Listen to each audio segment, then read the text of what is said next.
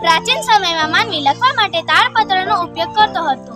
તાડ વૃક્ષના પાંદડા પર લખાયેલી હસ્તપત્રને તાડપત્ર કહેવામાં આવે છે. આ સમયમાં રાજાઓએ પોતાના લખાણ તામ્રપત્ર ઉપર લખતા હતા. તાંબાના પતરા ઉપર કોતરીને લખવામાં આવતું લખાણ એટલે તામ્રપત્ર. અનેક રાજાઓએ પોતાના વહીવટી તંત્ર અને દાનની માહિતી તામપત્ર ઉપર કોતરાવી છે. આવા તામપત્રો શ્રી હેમચંદ્રાચાર્ય કેન્દ્ર પાટણ શ્રી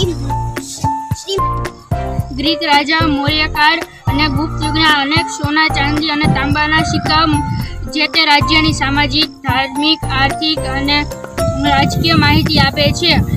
ધાતુના ટુકડામાં છાપ ઉછા માટે તેને બીબા મૂકી દબાણ આપીને બનાવવામાં આવતા સિક્કાને પંચમાંશ સિક્કા તરીકે પણ ઓળખવામાં આવે છે.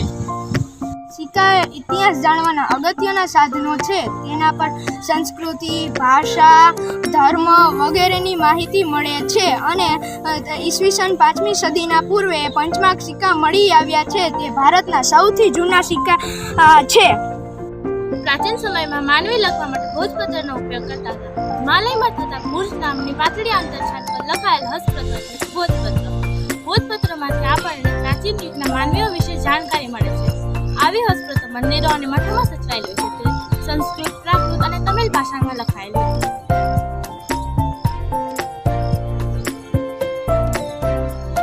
ધાતુઓ કે પથ્થર પર કોતરેલા કે લખેલા લેખને અભિલેખો કહેવાય. આપણે અભિલેખોમાંથી ઇતિહાસ પણ જાણી શકીએ છીએ. પ્રાચીન ભારતના અનેક રાજાઓ અથવા રાણીઓ પોતાની વિજય, ધર્મ અને સંસ્કૃતિની માહિતી અભિલેખો પર અંકિત કરાવી છે. તેમાંનો સમ્રાટ અશોકનો શિલાલેખ જૂનાગઢમાં ખૂબ જ જાણીતો છે.